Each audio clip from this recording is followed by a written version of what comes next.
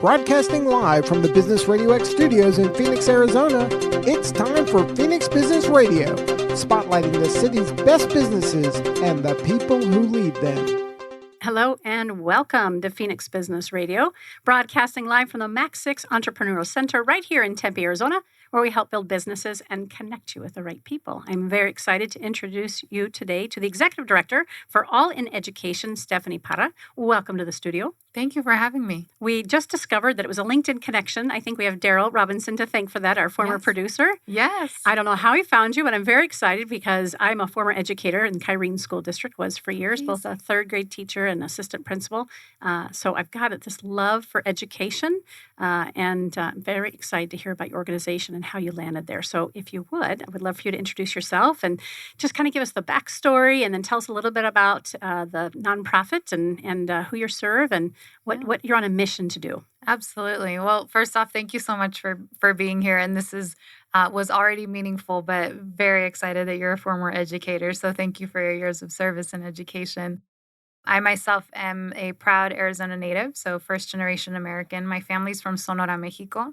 I grew up on the southern border in Yuma, Arizona. So I think for me, a big reason why I'm called to do the work in education is because it was a value that was instilled in me from my very young, early years. So my parents, as immigrants, did not have access to the opportunities that I was afforded. My father was a migrant farm worker when I was younger. And so he would always, I call it a scared straight tactic that my dad used on me, like taking me out to the fields with him to see what hard labor looked like. And really telling me, like, if you don't want to do this work, you need to stay in school, go to college, get a degree. That's your path out of this situation that I'm having to do. My father's gone on to be a very successful entrepreneur and businessman in his own right, but it took him a really long time to get to where he is now. And so for him, he was very strong and firm with us, his children, to pursue opportunities through education. And so that's what I grew up knowing and learning, and now I have the privilege of both leading as a local school board member here. I serve on the board of the Phoenix Union High School District. I've been on that board. This is my 9th year. And I also run the nonprofit All in Education.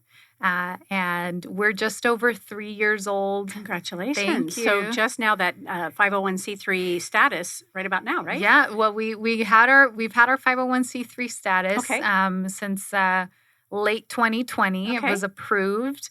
And we've been operating as a 501c3 since December of 2020. So and, we were founded to ensure that individuals that are most impacted by the inequities and the gaps in opportunity that exist in the education system, to ensure that they have a voice in decision-making, and that we're really creating a more just education system where every kid has access to opportunity in the community.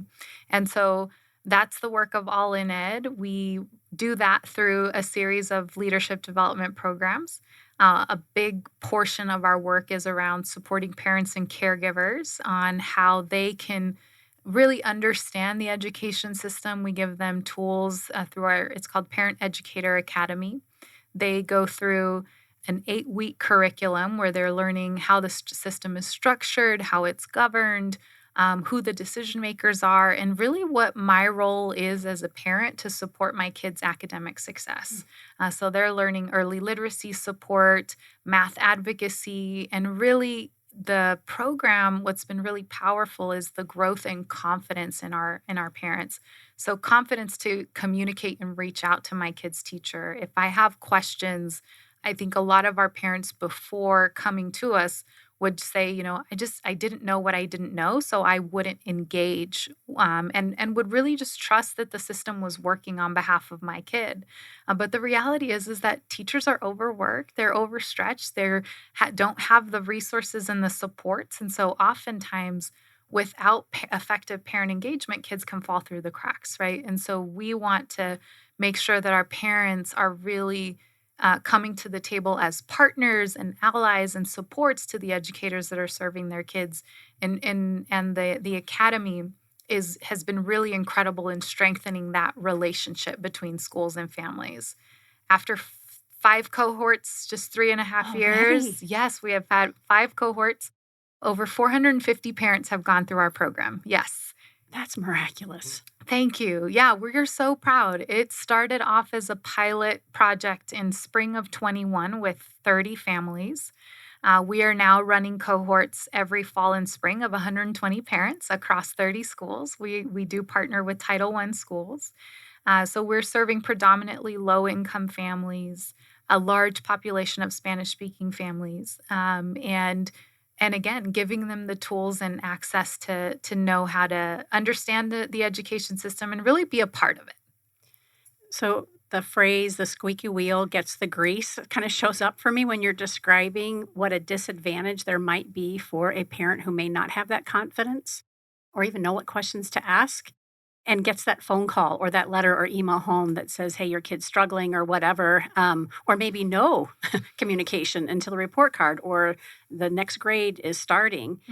So not that you're necessarily teaching parents how to be the squeaky wheel, but how to show up and be an advocate for their kids. 100%. That's exactly what we're doing. And I think it's been so powerful because what you said is so right. So a lot of our parents, especially in the Latino community, our community can be trusting of institutions almost to our own fault. That's what we have found, right? And it's really out of respect for the American education system. It's out of respect for teachers and school principals and administrators.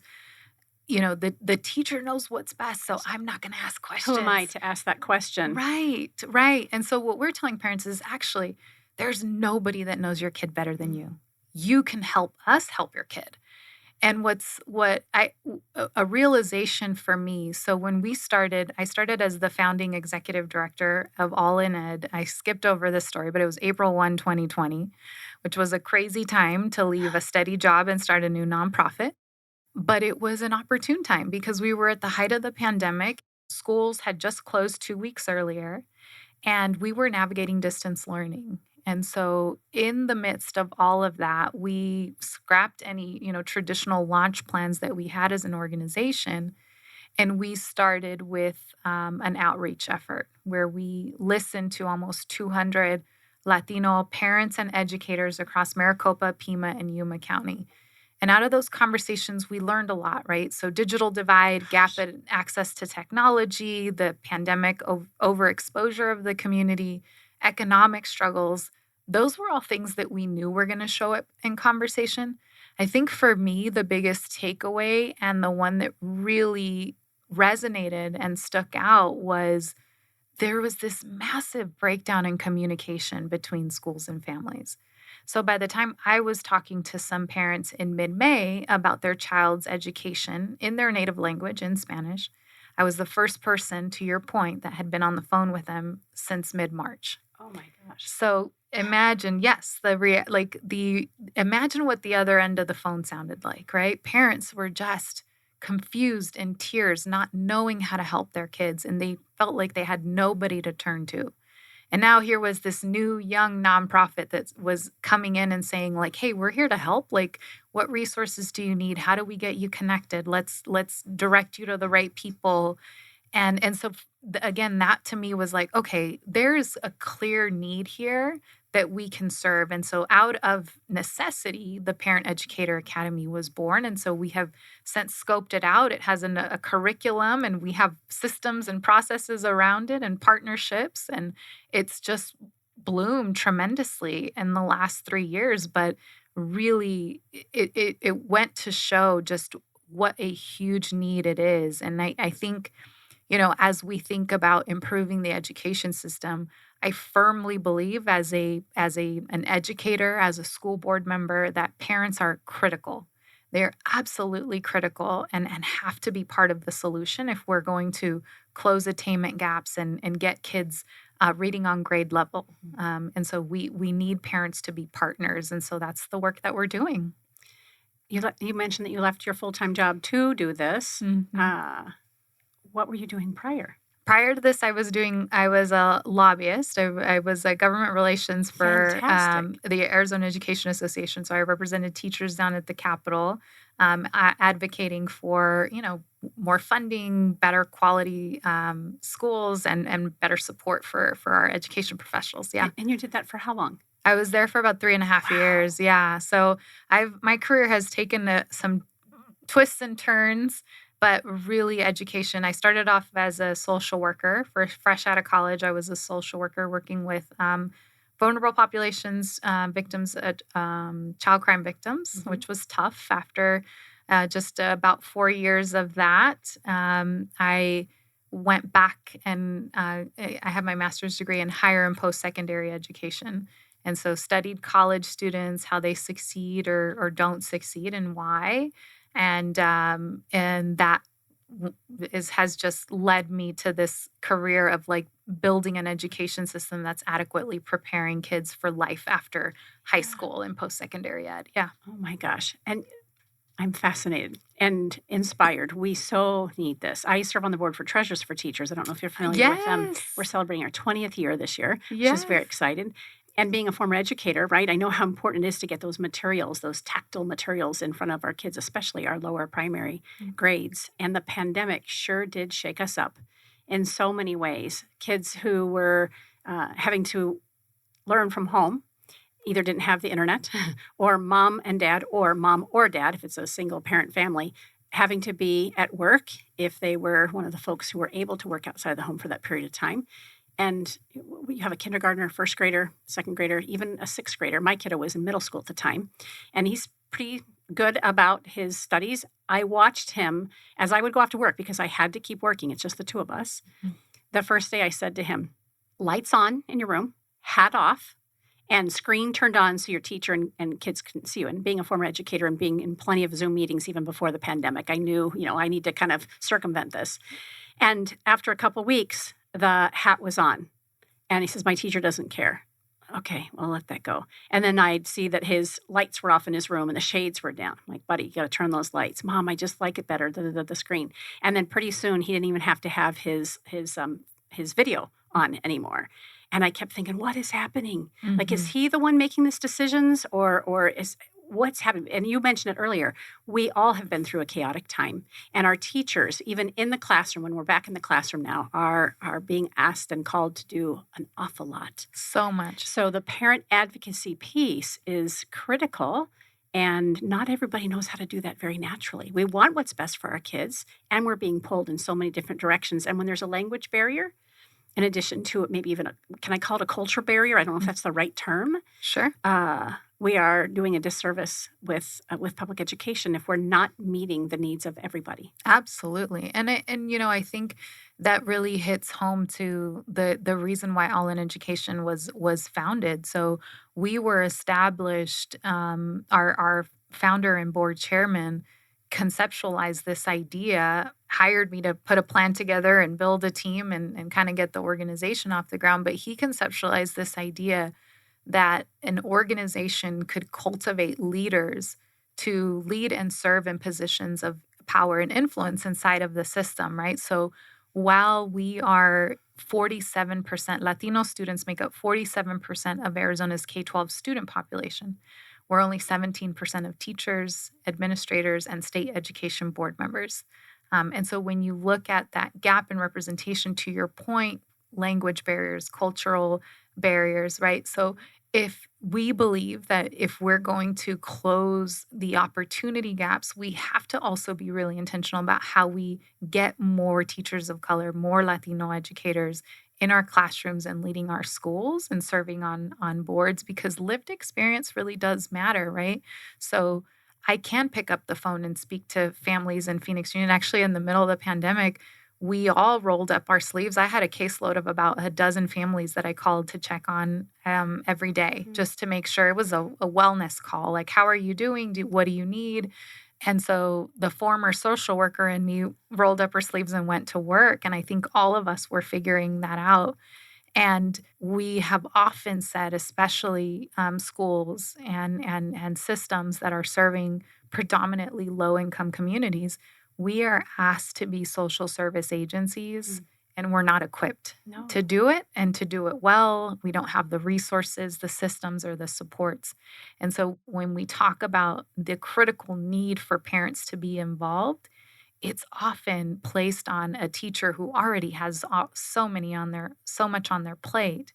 And so when parent engagement is added to your plate and you're already just thinking about the classes that you have to teach and the prep that you have to do around your curriculum, it's going to be the first thing that falls off your plate, right? So we also really want to see schools and systems and our state leaders really put an emphasis on the importance of, like, if we really want parents to be involved, we need to dedicate and support schools with the additional capacity that it takes to effectively and authentically engage families, because I have a whole team doing this. It's not just me. I have a team that runs this program and partners with schools. And so that it takes investment and resources, but the tremendous impact that's coming out of this, as a result. I mentioned that we have over 450 parents that have gone through the program. We have parents that are graduating with so much more confidence and agency in themselves to be advocates for their families. They're also inspired to pursue additional growth opportunities. So some of them are reskilling and reentering the workforce. They're pursuing GEDs. They're moms who are like, hey, I started a college degree, but I didn't complete it because I had kids. So, like, I think I'm going to go back to school and finish that degree that I started years ago. We have moms who are now paraprofessionals working in their kids' schools as teachers' aides and are just so inspired to be part of the change. And that's just first generation. Yes. This is that first set of parents, let alone the impact that they're having on their child as their child is watching them show up differently. Oh my gosh, that's what we're going to study that longer term this year to look at what the correlation and the connection is to student achievement. Our theory is that if parents are going through our program, that their students are going to attain at higher rates, because you're going to have parents that are more involved and can ask better questions and can provide additional support to their kids. And so on the back end of that, all of the research tells us that achievement will go up if parents are more engaged. So we're going to put that to the test in this academic year with the cohort that we have coming in. But you said something and it reminded me of this story, to think about, like, the impact of parents rising into their leadership and the impact that it has on our kids.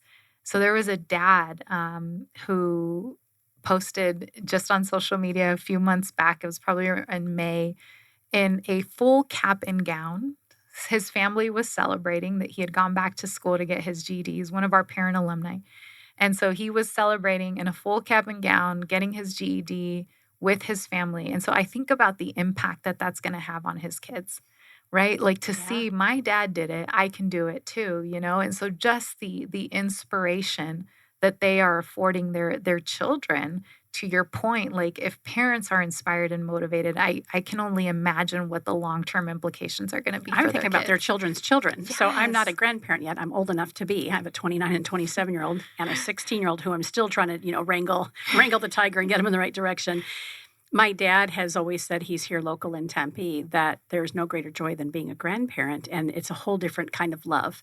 I would imagine that as these parents are going through this leadership program, they too are thinking about the legacy that they're helping to create here in the U.S. education system.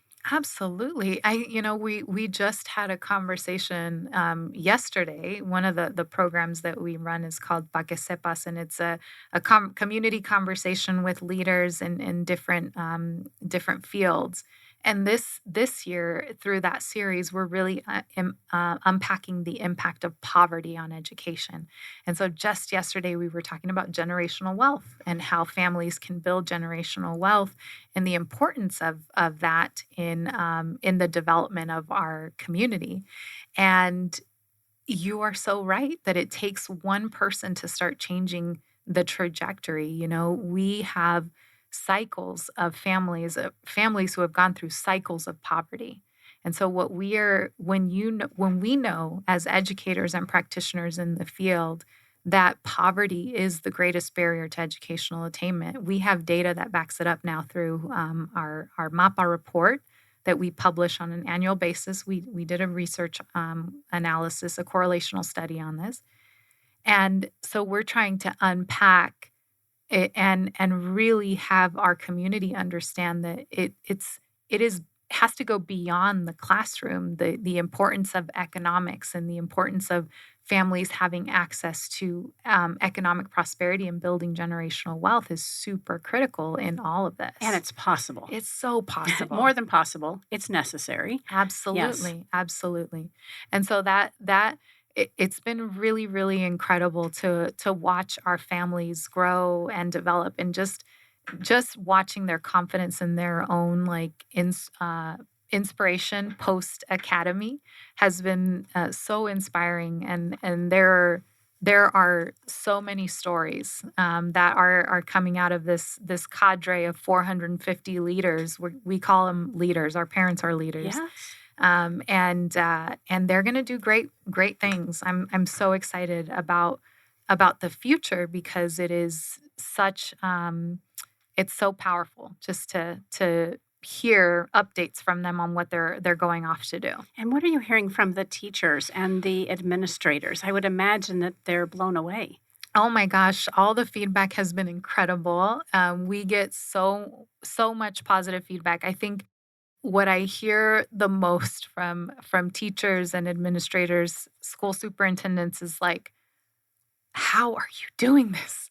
Oh my gosh, we have the data coming out of the Parent Academy, 90 to 95% weekly attendance and 95% graduation rates. That's unheard of. Yes, you know this. Yes. Most parent programs are celebrating 50% graduation. So we have incredible engagement numbers. And I think a lot of it has to do with meeting families where they are, as you had mentioned. It's understanding their where they're coming from. And honoring it. And honoring their background and their lived experience. Absolutely. I had an opportunity to do some work with the town of Guadalupe when I was a teacher years ago. And the best feedback I had from some community members and parents, and I went into it very honestly and wanting to help the way I knew how. And I found that I was not honoring their community and their heritage, and some things not intentionally.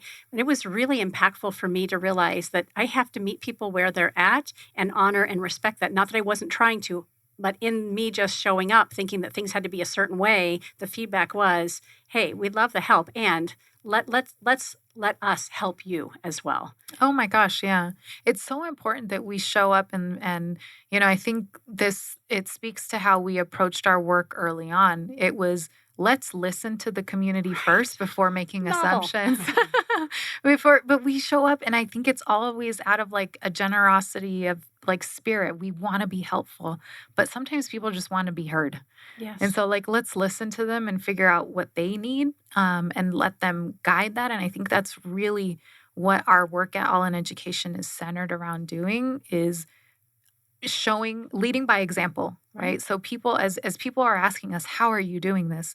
It's because we have an incredible connection to our community, and we listen to them. We respect them. We honor their backgrounds and their lived experience. And that's really what grounds a lot of our work. Yeah. We have a wonderful new guest. Yeah. Welcome, Gaby. Thank you so much. Oh, we're happy to have you. I'm going to have you pull up a little closer to that microphone just because we call them kind of karaoke close, and Jesse will get you adjusted. I really am grateful that you made time today. Gaby Cardenas is on the board of directors for All in Education. I would love to hear how you got involved and what this means to you, and where you see the organization going. I would love to share that story. Thank you for having me. I started, joining All in Education more on the marketing side and in its inception. Okay. And early on, just being a supporter. And then I decided to join as a board of director. Why? Because public education is really important to me. It's really rooted in my heart. I come from public education, and I know the struggles that parents have, and I come from, parents that were very disconnected because they were hard workers. I was part of the latch kids. Mhm. And really, I saw the vision. I started really, education started really to get stakeholders, Latino stakeholders, really at a school board level, board or region level. And then it really started pivoting. I think as we saw with COVID, we really needed to take a little bit of a reassessment and give the tools to the parents and really look at why we had that wide gap in learning. And that's when Stephanie stepped in. And she came in probably in the harshest times, but she, at the helm of her leadership, she brought in a spectacular team. And I was thrilled to be able to be part of that new era of all in education.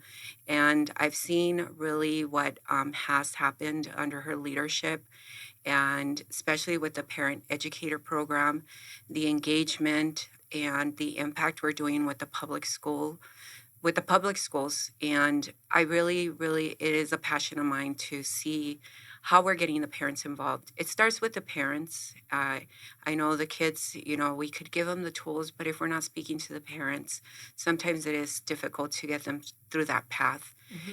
We look at our test scores here, and it's really unfortunate that we only grew 1% this last, test scoring with our SATs. Okay. And so we really have a lot of challenges ahead of us, and we didn't get our gap any smaller. We widened it a little bit. So, but we feel very fortunate that we are able to do this work.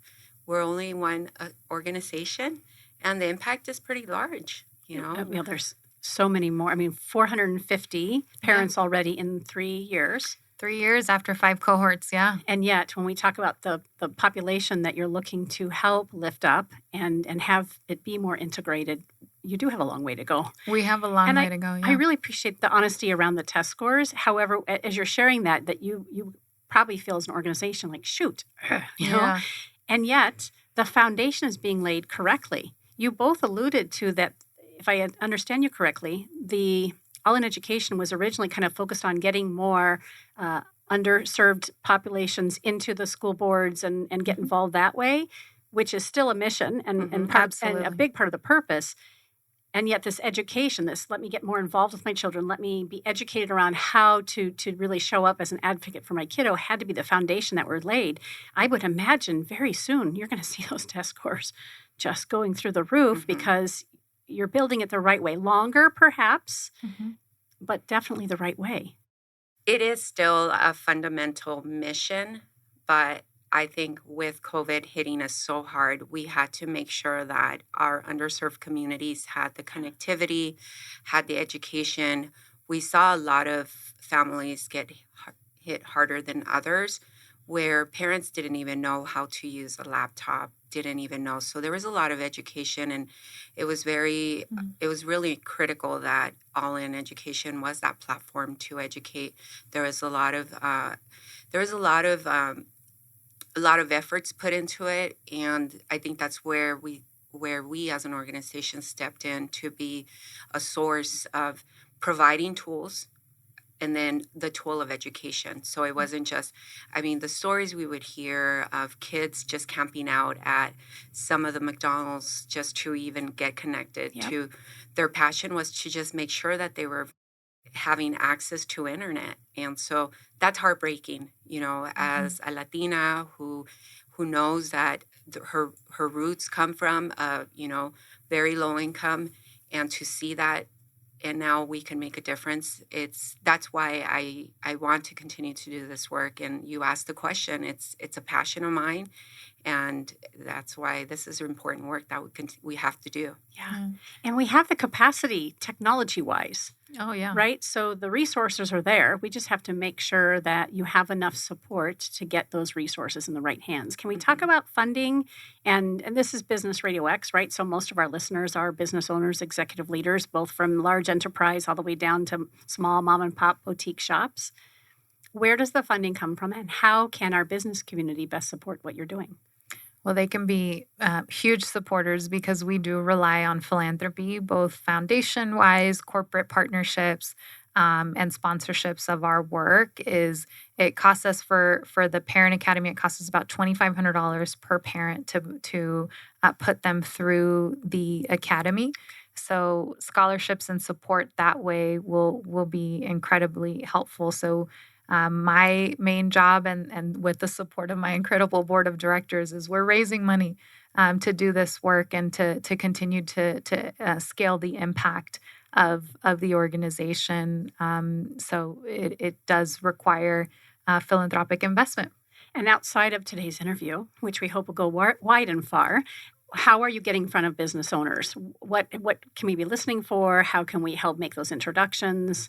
Yeah, actually, Gabby was incredible with her marketing and business background, has really opened a lot of doors for us in this space. We just had a really great conversation with our colleagues at Cox. And so things like that, just if folks are interested in supporting, please do reach out. allineducation.org is our website. They can connect with us that way. But don't hesitate to connect with us on LinkedIn and other social media platforms. We're on all of them. And follow our work and get involved. We'd be happy to share more about what we're doing. But yeah, I'll Yes, turn tell it to tell you, us some of please. the juicy information from the marketing and business perspective. I think absolutely. I really admire that All in Education is fluid in reference to giving us. What I'm trying to say is that we're fluid in reference to working with small businesses and how we could partner. So with the Parent Academy, we're looking at ways of how we could integrate like resources. So if we have a business that would like to integrate themselves in providing resources, so using it as a platform where they want to come in and provide like a 5-minute, toolkit, they could do that. So that's the great thing, that there is opportunities to incorporate a sponsorship where we're open to having those conversations, and it's a great opportunity, and we're working with different school districts, and it really depends where the heart is, of the individual businesses. So for example, I have a marketing firm, and we try to give back as much as we possibly can. We just really want to be a part and associate ourselves with this amazing organization. That's part of the reason that I initially started with the organization. I started out as a partner, and then I just dabbled in a little bit more, and then here I am as a board of directors. Convinced her to join the board. We get sucked in that way, don't we? Yes. I know how that goes. I mentioned earlier I'm on the board for Treasures for Teachers, and as a former educator, I just had gone to Treasures for Teachers to dump off all of the boxes and bins of supplies I knew I would never use again as I went into business for myself. And in conversations with Barbara Blalock, just being introduced and touring, she's like, "Hey, we're looking for board members." I'm like, "I'm in." And I think it's been probably 8 years. Oh, that's great. Yeah. And so we get really creative. We do. We have to, right? Yeah, we get creative. We love to get, creative around the kids, around the parents. And then we have our annual, event. And that's a great platform Speak to that. When is that? Yeah, it's called I mentioned our MAPA report. So MAPA is the State of Arizona Latino Education, Power, and Influence. So how are our kids performing academically, and then where do we sit in positions of leadership inside of the education system? And every year, our MAPA report, we conduct some research. So I mentioned this year's report really highlighted the connection between poverty, what we call the social determinants of education, so the factors outside of the classroom that impact attainment, and drew the connection to poverty being having the biggest negative impact on academic achievement. And so MAPA, every January, we publish our report via a big event.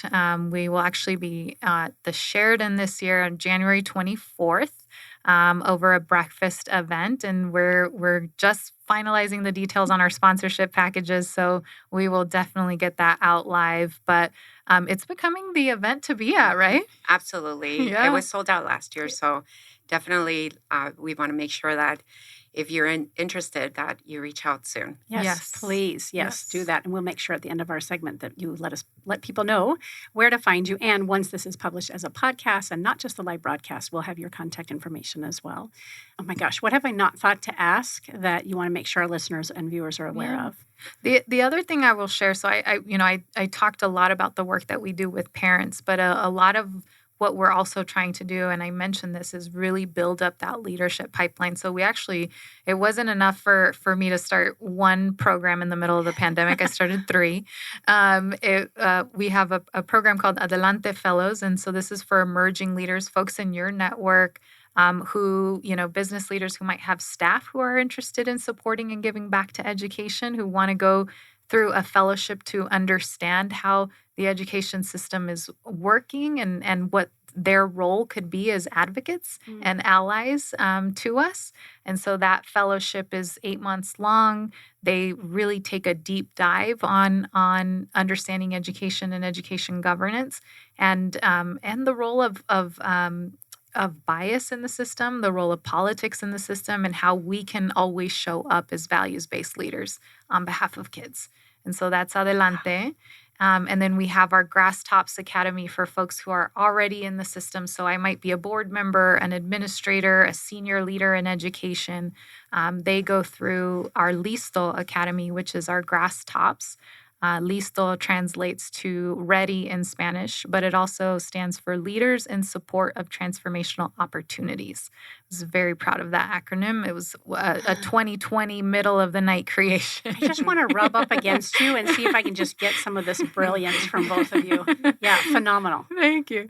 So Listo Academy is for the Grass Tops leaders. So now that I'm in a position of power, I mentioned I've been a school board member for almost 9 years. Now that I'm in this position, how do I feel about the power that I have access to, and how am I going to leverage it to make a difference on behalf of kids? And how am I going to use data? So they learn about data-driven governance and focusing on student outcomes. And so that is our program all in all. So from the Parent Academy to Adelante to Listo, we have over 500 leaders who have gone through our programs in 3 years. Yeah. It's been pretty cool. So impressive. Thank you. The midst of this chaotic time where people were not even able to find their way out of a paper bag, Yes.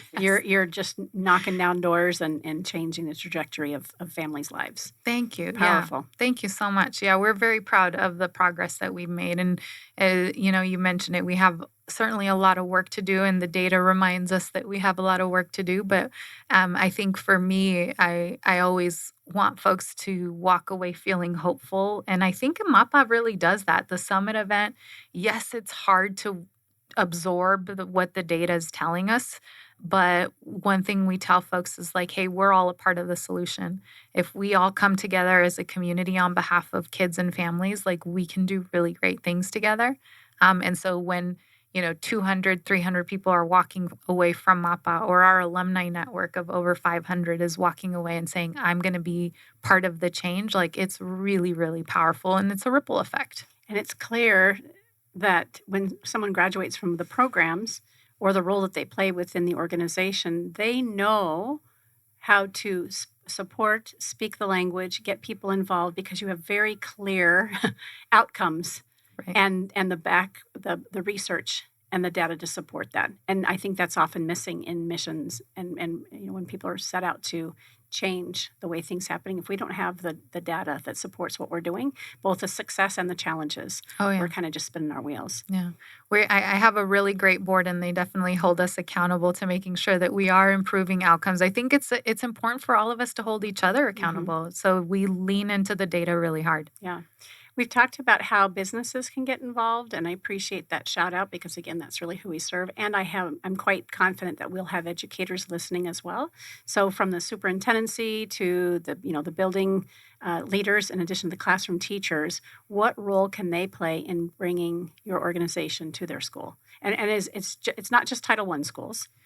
No, so we have partnerships. We do partner with Title Ones predominantly on the Parent Academy, just given the need and given our capacity.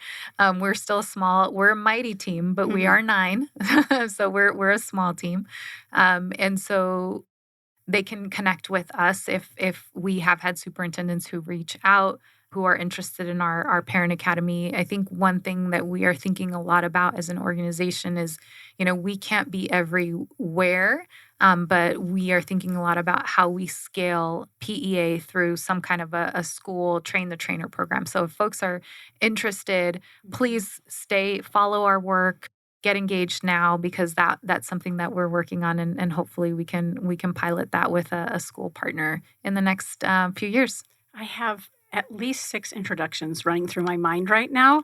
You're probably already connected with several of them, so we'll make sure that we do that after the segment. You mentioned what an impact and even the lack of Latina within our community, our business community, our education. Why is that important?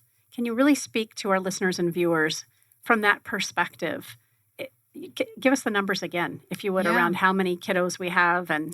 Yeah, so I mentioned that our students are 47% Latino, but teachers, administrators, and state education board members are only 17% Latino. And so why that matters, I will just use the example that I always kind of go to. So Phoenix Union High School District, the district where I'm on the school board, our demographics historically trend 10 years ahead of the city of Phoenix and 20 years ahead of the state of Arizona. And Arizona historically trends 20 years ahead of the country in demographics. And so while the state of Arizona is 47% Latino, Phoenix Union is actually 90% students of color, 85% Latino, and almost between 80 and 85% of our students qualify for free and reduced price lunch. So they're low income. So we're a Title I district-wide. Think about the economic implications. So your audience is business leaders. They, money, economy. If you don't have students and that workforce pipeline who are ready to enter the field, it's going to be, we're going to have a dire situation where 20 years from now, 10 years from now in the city of Phoenix, or 20 years from now in the state of Arizona, almost 80% of our population is Latino and low income. So we believe that, we are Latino focused, but not Latino exclusive. But the intentionality behind supporting the Latino community is critical to Arizona's economic future. And so that is why we have put that emphasis on making sure that our students and our families have the supports and the resources that they need to be successful. And I think it starts, when kids can see themselves in someone who's leading their school or leading their classroom or leading our state, they're going to be inspired and motivated. Opening up a business. I mean, look at the incredible inspiration here to see someone like Gaby, who has my lived experience, who has my perspective. She started her own marketing firm and is incredibly successful. Like, I can be like Gaby one day, So I think that's where that comes from, is that our kids need leaders who look like them, who sound like them, who they can see themselves in. And that's where the journey of Colibri Collective started. We really started with the passion to lead in the education space. We work with primarily public education districts. And right now what we're dealing with in the public education space is chronic absenteeism. And so that's the other issue that we're dealing with. And so there's the ongoing issues, and where we come in is, how do we deal with this issue and then the other ongoing issues? And it is going to be an economic downfall if we're not educating our kids.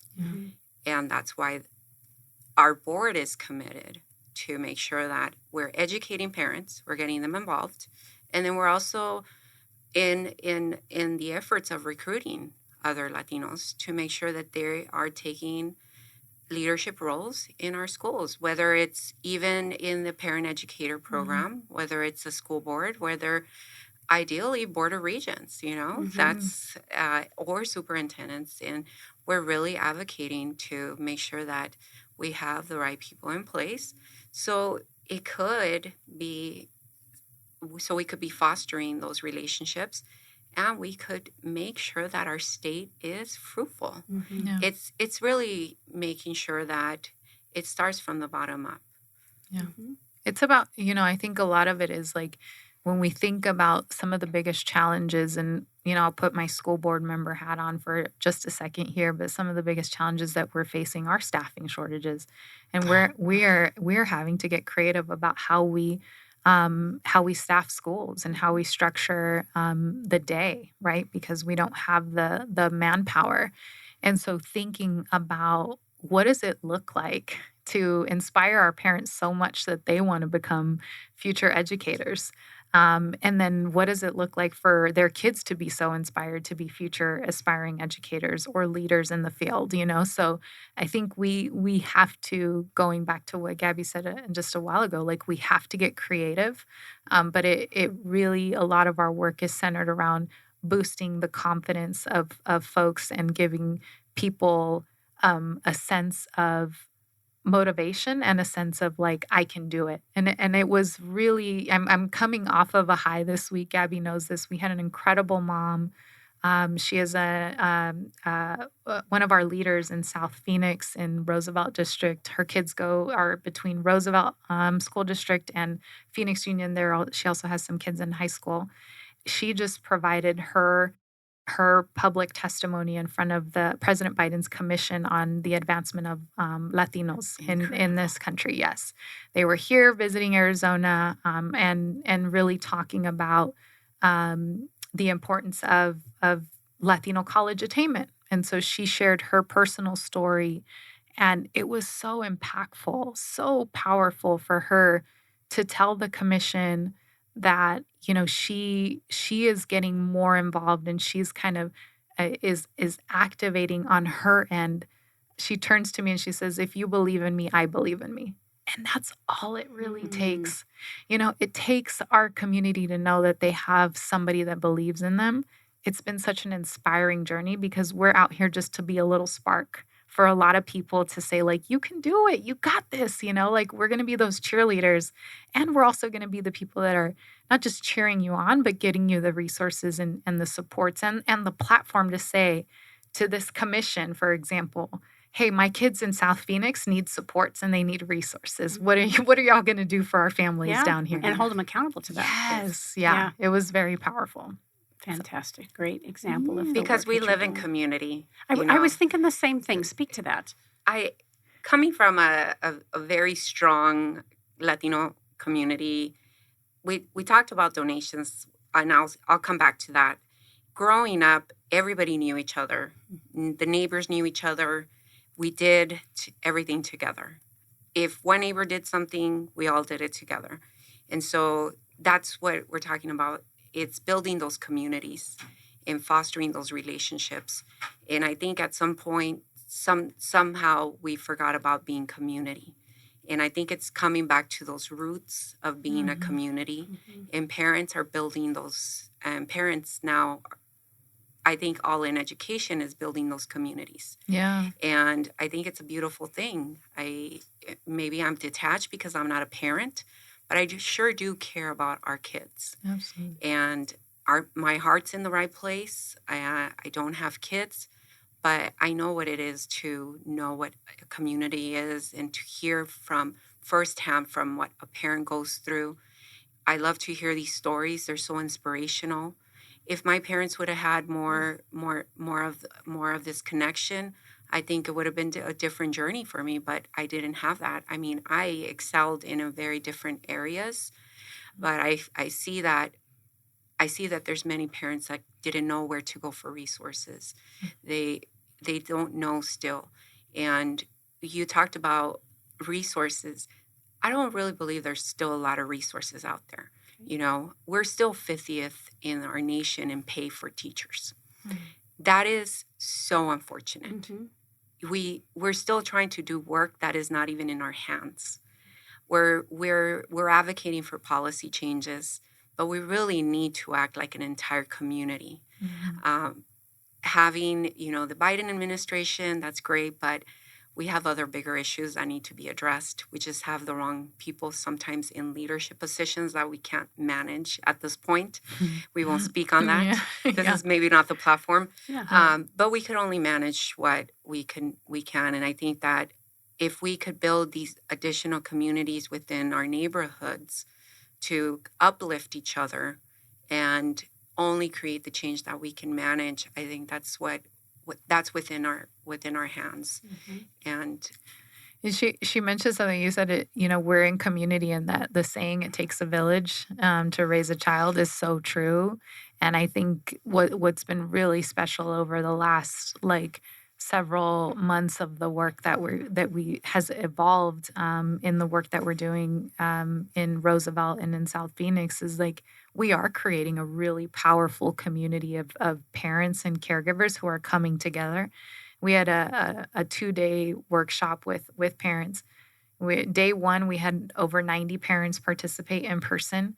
And by day 2, they multiplied. We had over 150 in the room. And it was really special for a mom to get up and provide a testimonial at the end and say, I'm a mom with a child with special needs. And I've been navigating the complexities of that on my own for the past, X number of years. And now I come here and I don't feel so alone anymore. And so then you had moms who were raising their hand and saying I have a kid with special needs and I have a kid. And so they're now going to gravitate towards each other and be in community and share resources and support one another. And it really does take a village. And so I hope that All in Ed can start becoming and is becoming that village that people feel that home that they can come back to get the supports and the resources that they need if they can't find it elsewhere, right? Yeah. Amazing. Thank I'm very excited to hopefully make some new introductions or maybe even strengthen the ones that you already have. January is the... January 24th. Save the date. It will be a breakfast event down at the Sheridan. I'm there. Yay! Yes, I would love to come and join you. I'm sure it will be a fascinating and exciting event in addition to just the data and the research and the trajectory of what you're aiming to achieve in addition to how we can help. I would love it. The biggest walkaway is that you'll get to hear the true stories of some of these parents and then you'll see other stakeholders that share the same sentiments. The data's raw. And that's great. I mean, we all love data. I think data is really powerful. But the best thing is really the human element of, listening to the parents or the impact of the programs or any of the, the listos. And so I think that's where you really walk away and you're like, I want to be a part of this movement. I want to be a part of this community. And I really feel that that's when you get somebody new, they just want to be a part of it. Yes. Yeah. Well, because we can relate. Just this example of the mom sharing her testimony. Yeah. And just we all can see ourselves in those situations. And if I can't see myself in that situation, at least I can have compassion and respect for wherever somebody else is and see if I can support. Yeah. Fantastic. You mentioned that you're on LinkedIn. Gaby, you're on LinkedIn as well? I'm on LinkedIn. Okay. It's Gaby, Gaby, Cardenas, Cardenas. And the name of your company again? Colibri Collective, and it's thecolibricollective.com. Wonderful. And you are on LinkedIn as well? I'm on LinkedIn. Yes, they can find me on LinkedIn, Stephanie Parra. And All in Education is also on LinkedIn. And our website, folks can find us at allineducation.org. I'm so pleased that Daryl introduced us and made sure that we had this opportunity together. Count on me for January. I would love to come and participate in the breakfast and learn what I can. And then I just would invite you back again for updates and an opportunity to continue to get the word out. We'll talk after we go off air about how to take advantage of this interview today so that it kind of spreads far and wide. We want you to use it in any way that makes sense for you. So our marketing guru here will know what to do with all that, all that good stuff. And again, Gaby, I know you both are incredibly busy, Stephanie as well. We just thank you for your time and, of course, your heart and your commitment to education and equalizing that opportunity and bringing the vibration up. Thank you. Of great benefit for all of us. You've been listening to Phoenix Business Radio, broadcasting live from the Max 6 Entrepreneurial Work Center right here in Tempe, Arizona. Some media leans left, some lean right, and we lean education and business. Thanks for listening. We'll see you next time.